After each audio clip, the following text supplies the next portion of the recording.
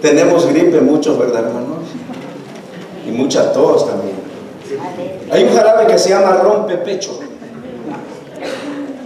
Así se llama el jarabe, rompepecho.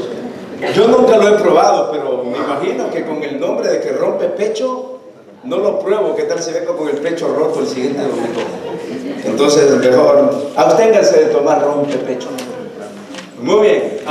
Esta mañana, mis queridos hermanos, vamos a predicar sobre cómo colocar nuestras ansiedades en Cristo Jesús.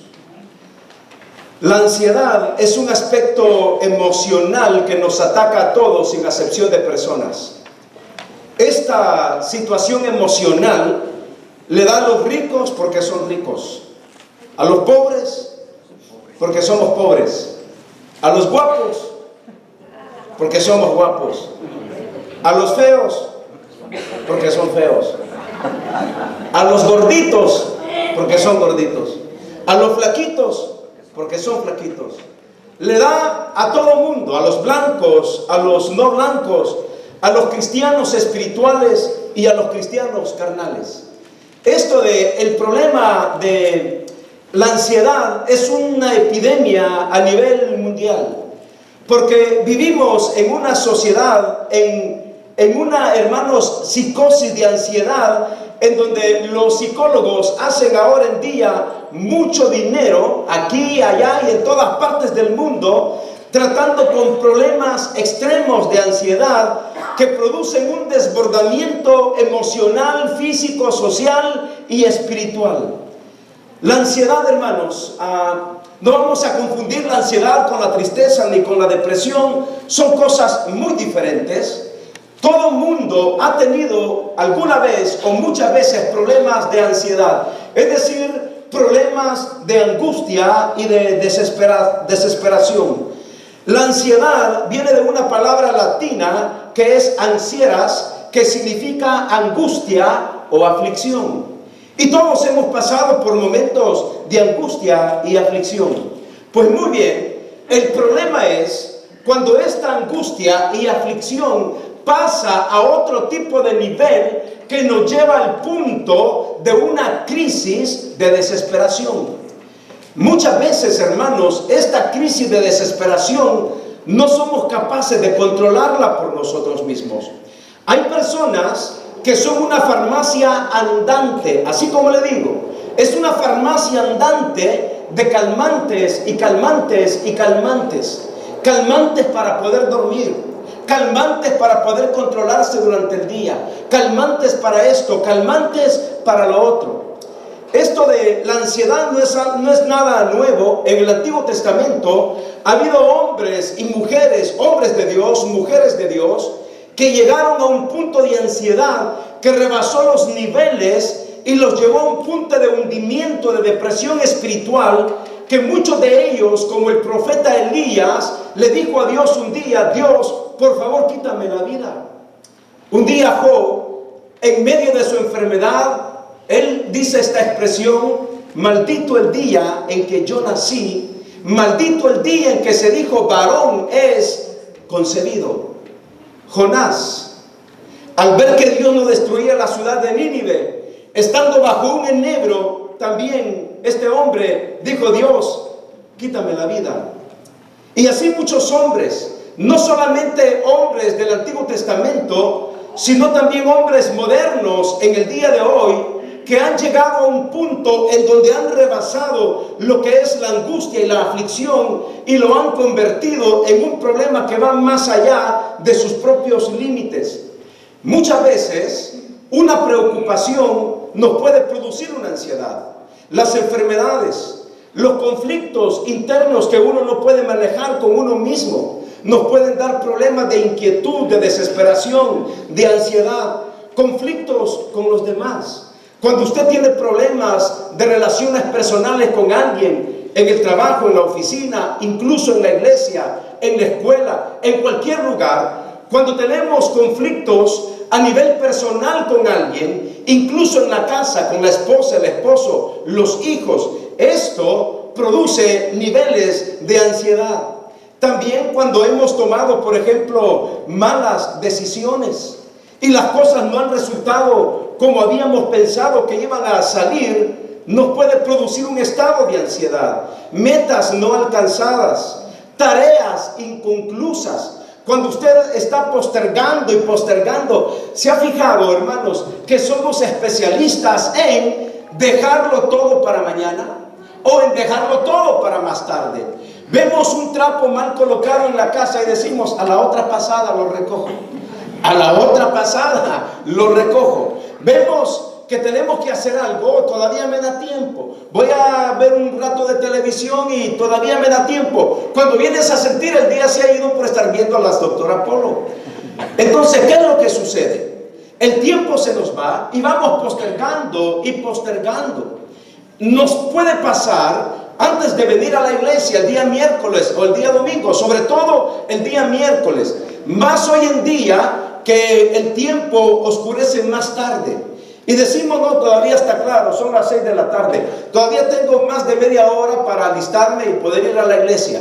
Y la vamos pasando y vamos postergando. Se nos llegaron un cuarto a las 7 y decimos, no me he cambiado todavía. Y eso produce ansiedad y venimos todos descombinados porque no hayamos que ponernos.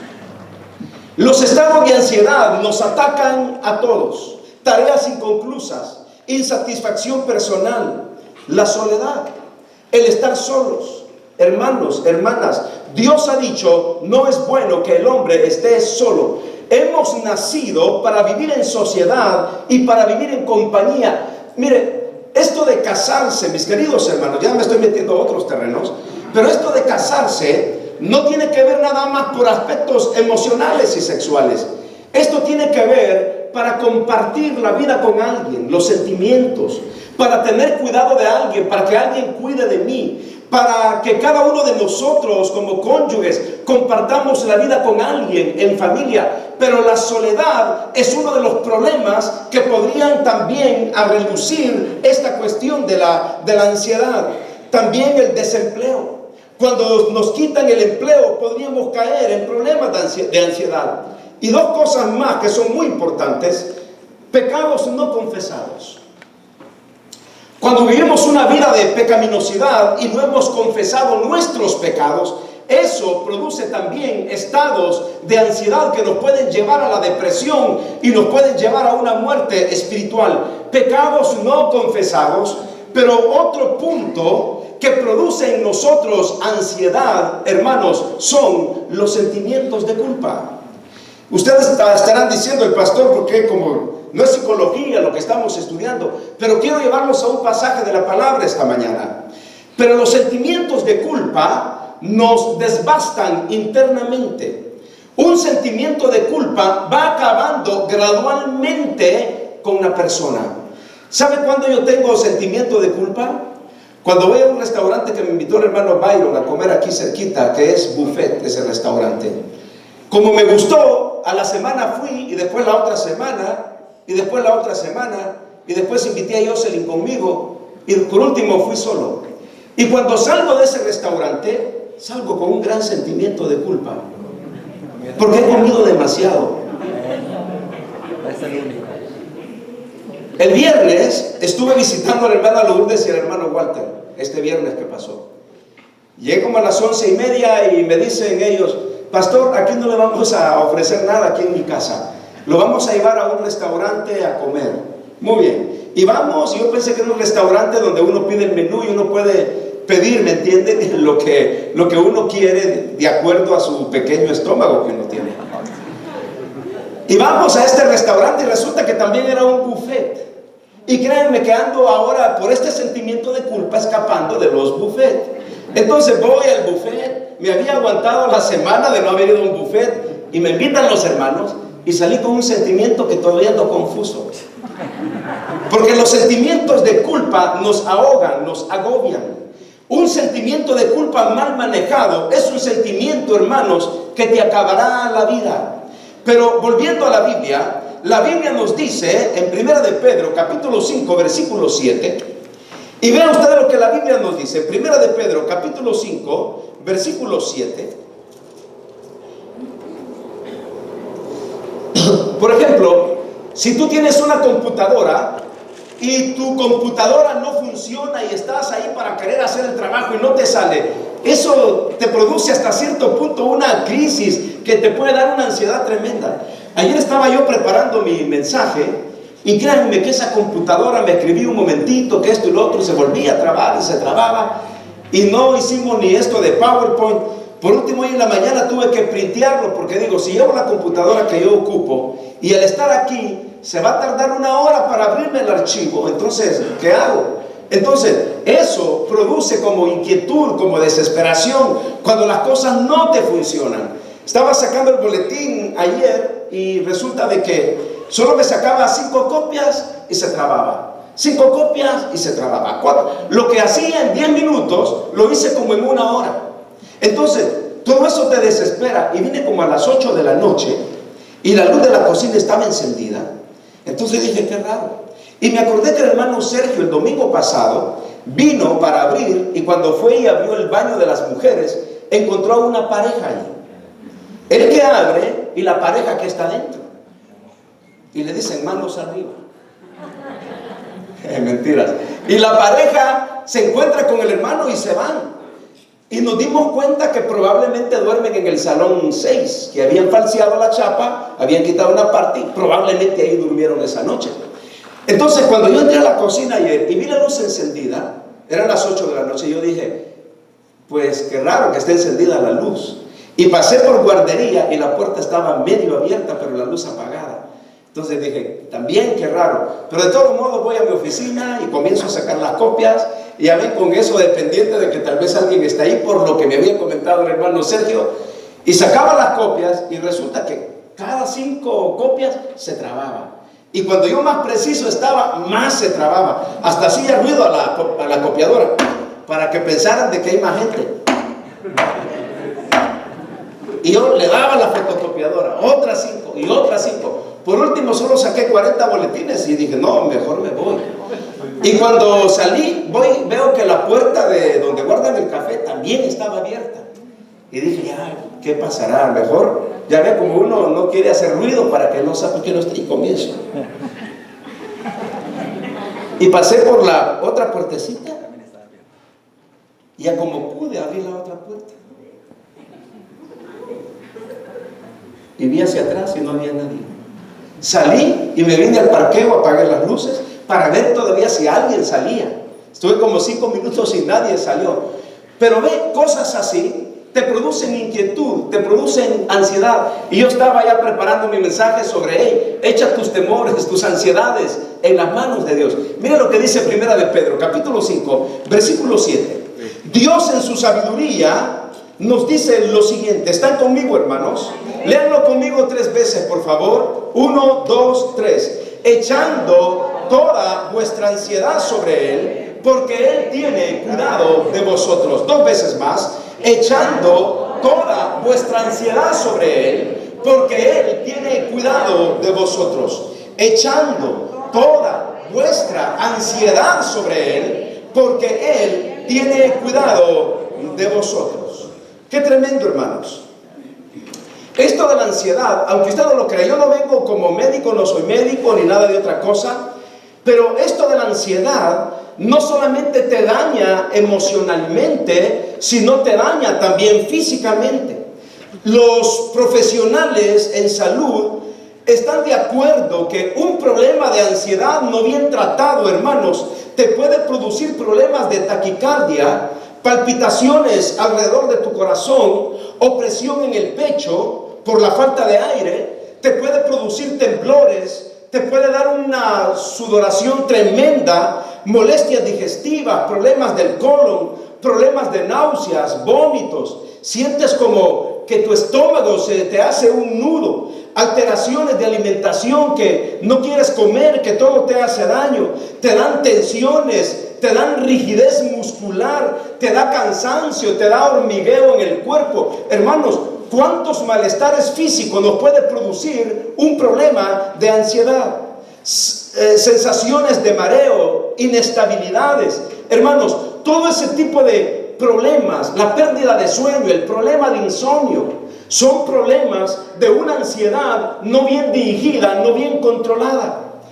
Hay problemas no solamente en el cuerpo, también problemas psicológicos como problemas de inquietud, agobio, sensación de amenazas, de peligros, ganas de huir o ganas de atacar, problemas, hermanos, de inseguridad. Cuando una persona está atravesando una crisis también de ansiedad, siente la sensación de vacío, se siente como extraño, raro, se siente como despersonalizado. Es una persona que tiene miedo a perder el control, vive en recelos, en sospechas, en incertidumbre, tiene dificultad incluso para tomar decisiones. En otras palabras, emocionalmente es un caos cuando no manejamos correctamente el problema de la ansiedad. No solamente cuestión de psicosis, sino también problemas de conducta. Un estado de alerta en donde nos sentimos, hermanos, desesperados, ¿sabe? Nos sentimos bloqueados. Muchas veces este problema de ansiedad nos puede hacer sentir que estamos, es una expresión que no quiero mencionar, pero nos hace sentir, y yo me he sentido así como torpe, como alguien que no está pensando en el momento, como alguien que está haciendo las cosas simplemente como caigan por hacerlas, y al final las cosas no salen, pero muy mal. Tenemos problemas de ser impulsivos, tenemos dificultad para estar quietos y en reposo. Estos síntomas, hermanos, son tremendos porque nos cambian y nos exasperan. Corporalmente comunicamos un lenguaje que no es normal en nuestras vidas. Posturas de rigidez, movimientos raros, brazos tensionados, aún las mandíbulas también se tensionan. Sentimos hasta cambios en la voz. La expresión facial no es lo mismo. Tenemos dudas, tenemos asombro. ¿Sabe por qué? Porque todo este tipo de situaciones, hermanos, no la estamos controlando y manejando de una manera adecuada. Amén. Tenemos problemas también en la mente, intelectualmente hablando. Dificultades de atención, nos cuesta concentrarnos, nos cuesta memorizar, aumentamos, hermanos, hasta problemas con la comida, descuidos, preocupaciones excesivas, dudas, sensación de confusión, tendencia a recordar sobre todo las dudas y las sensaciones de confusión. Todo esto afecta nuestra vida física, espiritual, emocional, intelectual. Por eso esta mañana es tan importante, hermanos, que escuchen también este mensaje que tengo para ustedes. Porque otro de los problemas que producen los estados de ansiedad son también problemas sociales, es decir, problemas de relación entre nosotros, la irritabilidad. Cuando usted está ansioso, cuando usted está inquieto, cuando usted está desesperado, cuando usted siente que está solo, usted comienza también a sentirse irritado. Usted comienza a sentir de que no soporta nada a mi alrededor, no quiere hablar con nadie, no quiere que le den buenas ni malas noticias. Usted quiere estar solo, en el abandono. Tiene dificultades para iniciar o seguir una conversación. Usted entra en un caos de personalidad socialmente porque esto le está bloqueando. Usted siente que es perseguido por todo el mundo. Piensa que lo van a rechazar aquí, que lo van a rechazar allá. Mis queridos hermanos, todo esto es muy malo. En realidad todo esto es muy malo. Pero también hay algo muy bueno en todo esto. Lo bueno de todo esto es que cuando llegamos a un punto de crisis en nuestra vida, tendemos a buscar a Dios. Si no hay desesperación, muchas veces nos olvidamos de Dios. Como que las crisis, como que los problemas, como que los estados de ansiedad y de desesperación nos llevan a buscar la presencia de Dios. Quiero ponerle un caso muy clásico en el Nuevo Testamento. En una ocasión, el Señor Jesucristo les dice a sus discípulos: vamos al otro lado. Y se van. No al mar, no es el mar de Galilea, es un lago, el lago de Galilea, pero en la Biblia se le llama el mar de Galilea. Y cuando los discípulos están ahí, Jesús está cansado, Jesús está durmiendo. Viene una tempestad tremenda, lluvia, viento, huracanes, la barquita se hace por todos lados. los discípulos comienzan no solamente a entrar en un estado de ansiedad, sino un estado que va más allá, un estado, hermanos, de desesperación profundo, en donde la angustia se apodera de ellos y hasta van donde el Señor, lo despiertan y todavía como enojados, como en un tono de irritación, le dicen: Maestro, ¿no te preocupa que hay una gran tempestad? Nosotros estamos a punto de morir y tú aquí estás tranquilo, durmiendo. Note usted que eran discípulos del Señor. Note usted que eran hombres privilegiados, porque andaban caminando con el Maestro. Lo podían abrazar, lo podían tocar, podían comer hasta de su mismo plato. Yo creo que hasta reían con Jesús, bromeaban con Jesús. ¿Usted cree que Jesús era un Jesús enojón? ¿Usted cree que Jesús era un Jesús cara larga? Así como cara de mango, iba a decir, como cara de arrayán, de limón. No, yo creo que Jesús era el hombre más atractivo de todos los tiempos, el hombre más amable, más condescendiente, más sonriente, el hombre que podía abrazar a los leprosos, a los paralíticos, a los sordos, a los mudos, a los ciegos, a las prostitutas, a los borrachos, a los ladrones, a los asesinos, a los criminales. Él podía abrazarlos. Ese era Jesús. Pero llegan y le dicen: no te preocupas, Señor, de que estamos aquí a punto de morir y tú sigues durmiendo. Si no hubiera sido esa desesperación del momento, esa violencia natural del momento, los discípulos no hubieran llegado donde Jesús. Lo que trato de decir, que lo bueno en todo lo malo de una crisis de ansiedad o desesperación, lo bueno es que es una llamada de atención de Dios para nosotros, diciéndonos: aquí estoy, echa tu carga sobre mí, coloca tu problema sobre mí, coloca tu enfermedad sobre mí, coloca tu angustia sobre mí, coloca esos problemas de tu trabajo sobre mí, coloca ese problema de conflicto interno con lo cual has vivido muchos años, colócalo en mí. Yo creo que esa es la bendición en medio de todo eso, que Dios nos está diciendo, echando toda vuestra ansiedad sobre Él, porque Él tiene cuidado de vosotros. Hermanos, qué maravilloso es entender que cada uno de nosotros tiene al alcance estas promesas. Nunca debes dudar del cuidado de Dios en tu vida. ¿Sabe qué, hermano? Miren, entre más caminamos con Dios y entre más avanzamos en los años, es decir, entre más nos vamos haciendo más viejos, porque usted no puede detener el tiempo. Qué bonito cuando uno es joven, y cuando uno es joven quiere ser adulto, y cuando uno es adulto quiere ser joven, y cuando uno está joven quiere ser ya de 60, pero cuando uno ya tiene 60 quiere ser de 20. Pero es indudable, el tiempo no pasa por gusto. Lo que digo es que entre más avanzamos en la vida y caminamos con Dios, y entre más avanzamos en edad, debemos de darnos cuenta que hasta aquí, hasta esta edad que tenemos, seamos jóvenes, niños, viejos o adultos, no importa, si somos hijos de Dios, debemos estar seguros y tenemos que darnos cuenta que hasta aquí Dios ha tenido cuidado de nosotros. Amén. Amén, así es. Dios ha tenido cuidado de nosotros. Estamos aquí no porque somos buenos o porque somos inteligentes. Estamos aquí en su casa no porque somos buenos metodistas y buenos personas con buenas estrategias o de cuidado personal, o porque creemos que somos guapos y fuertes. Hey, tú no estás aquí por eso. Tú estás aquí porque Dios hasta hoy ha tenido cuidado de ti. Y no tenemos que tener ninguna duda de ello, porque Dios en su misericordia, hermano, aunque nos preocupemos más allá de la cuenta, y aunque entremos en un nivel de ansiedad profunda y frustración, y aunque tú no creas que Dios ha tenido control de tu vida, tenemos que entender que Dios siempre ha estado ahí de tu lado, y por eso estamos aquí en su casa esta mañana.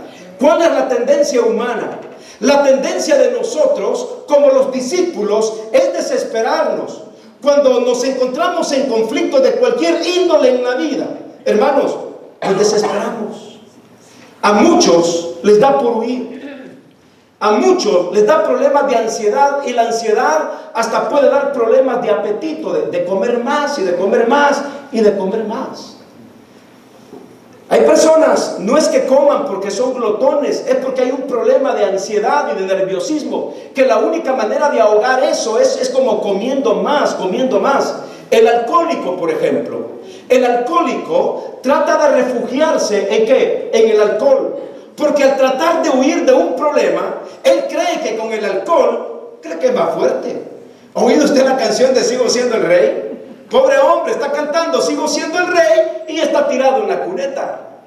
Entonces, tratando de huir, de evadir un problema de ansiedad, lo lleva a otras cosas que no debe tomar. El punto es, hermanos, usted y yo estamos aquí porque Dios ha tenido cuidado de nosotros. Amén. La Biblia dice: pongan todas sus preocupaciones en las manos de Dios, porque Él cuida de ustedes. Hermano, ¿ha visto usted que alguien se muere por exceso de trabajo?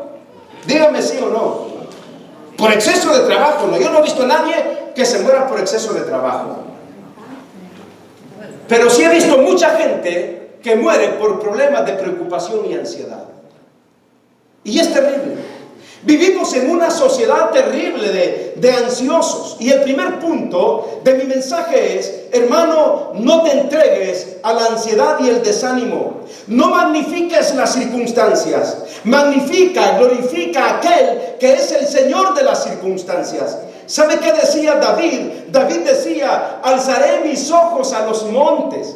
No que de los montes venía su socorro venía del Señor, del Dios que es el Dios de las montañas. En otras palabras, David decía: alzaré mis ojos a los montes, ¿de dónde vendrá mi socorro? Y él responde y dice: mi socorro viene de Jehová, que hizo los cielos y la tierra. Y mire qué promesa maravillosa: no dará tu pie al resbaladero, ni se dormirá el que te guarda. He aquí, no se adormecerá, ni dormirá el que guarda a Israel. Jehová es tu guardador, Jehová es tu sombra, tu mano derecha.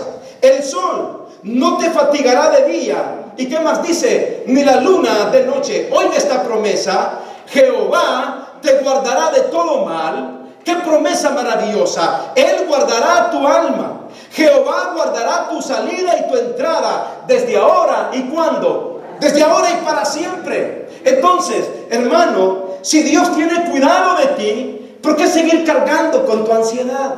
¿Por qué sigues cargando con tus preocupaciones? Hermano, dile no a la ansiedad. No glorifiques, no magnifiques, no enaltezcas la ansiedad que hay en tu vida. Mejor glorifica el nombre de Dios y dile a tu ansiedad, dile a tu preocupación, dile a tu enfermedad: enfermedad, yo tengo un Dios que es más grande que tú. Ansiedad, yo tengo un Dios que es más grande que tú. Preocupación, yo tengo un Dios que es más grande que tú. Y cuando usted comienza a entender este principio de no magnificar la ansiedad o los problemas, sino magnificar el nombre de Dios, usted comenzará a ver que Dios comenzará a tener más cuidado de usted. Proverbios capítulo 16, versículo 3 dice: encomienda a Jehová tus obras y tus pensamientos serán afirmados. En Hebreos 4, 14 al 16, la Biblia dice: por tanto, teniendo un gran sumo sacerdote que traspasó los cielos, Jesús el Hijo de Dios, retengamos nuestra profesión, porque no tenemos un sumo sacerdote que no pueda compadecerse de nuestras debilidades, sino uno que fue tentado en todo según nuestra semejanza, pero sin pecado. Versículo 16, acerquémonos pues confiadamente al trono de la gracia, para alcanzar misericordia y hallar gracia para el oportuno socorro. Quizá usted ha pensado en las preocupaciones del pasado. Quizá usted ha pensado en las preocupaciones de la semana. Quizá usted el día de ayer estuvo pensando en todas las tensiones que ha tenido. Pero yo le pregunto, ¿en qué lo ayudó el estar pensando en sus preocupaciones? ¿En qué lo ayudó el estar pensando en sus ansiedades, temores y dudas? Le pregunto, ¿lo ayudó en algo? La respuesta es no. Entonces, ¿por qué enfrascarnos en pensamientos que debemos de descartar? ¿Por qué enfrascarnos en una ansiedad que ya no tiene sentido? En un problema que ya pasó. Hermano, si usted tuvo un problema hace 10 años, ¿por qué todavía lo sigue recordando ese problema? Acuérdese de este principio: ¿dejo quietos mis recuerdos o permito que me den amargura por recordarlos? Cuando usted los comienza a recordar, le puede producir amargura en su corazón. Número 2, hermanos, no te inclines ante la ansiedad. No te inclines ante la ansiedad.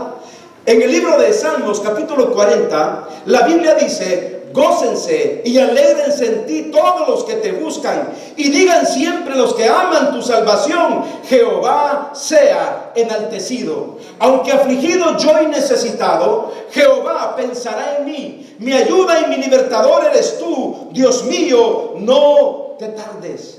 Hermano, no se incline ante la ansiedad. Vivir en un estado permanente de frustración, en un estado de depresión, de ansiedad, de desesperación y de una carga constante emocional. Y mire, digo esto con mucho respeto, pero cuando una persona vive como que si su estado natural, como si su estilo de vida es un estilo bajo depresión, bajo angustia, bajo ansiedad, yo a veces me pregunto, y lo digo con mucho corazón: ¿en dónde está el sacrificio de Cristo en mi vida? Amén. ¿En dónde está la obra de Dios en mi vida? Yo entiendo que todos tenemos problemas de angustia, de ansiedad, una mala noticia, un hogar que no está funcionando, hijos que se te rebelaron, que esto y lo otro, y todo esto es normal. Pero vivir en un estado permanente, como que si Dios nunca hubiera obrado en tu vida, eso ya no es correcto. Eso tú tienes que venir delante de Dios y decirle: ay Dios, aquí estoy. Yo no puedo seguir con este ritmo permanente de ansiedad emocional y espiritual las 24 horas del día, los 7 días a la semana, los 30 días del mes y los 390 días del año. Dije 390, 365 días del año. Es que digo 390 porque es tanta la ansiedad que se pasan de los días con los años. Entonces, que se pasan los días ¿en qué? En un año. Entonces, ¿qué es lo que sucede, mis hermanos? Necesitamos decirle a Dios: hey, ayúdame, ayúdame. Otro punto es, bueno, la Biblia dice: echar toda la ansiedad sobre Él. Es como si Dios nos dijera: echa sobre mí tu ansiedad, tus temores, tus dudas, tus preocupaciones, tus debilidades, tus incertidumbres, arrójalas sobre mí. Ya no las sigas cargando tú solo, porque yo tengo cuidado de ti. Y tenemos que armarnos de esta promesa: Dios tiene cuidado de mí. ¿Por qué tengo que seguir viviendo en ese estilo de vida? Hermano, cuando venga la depresión a su corazón, confiese esta verdad: Dios tiene cuidado de mí. En tercer lugar, defiéndete en contra de la ansiedad con las promesas de Dios. El Salmo 55:22 dice: echa sobre Jehová tu carga y Él te sustentará. No dejará para siempre caído el justo. Hermanos, la ansiedad tiene sus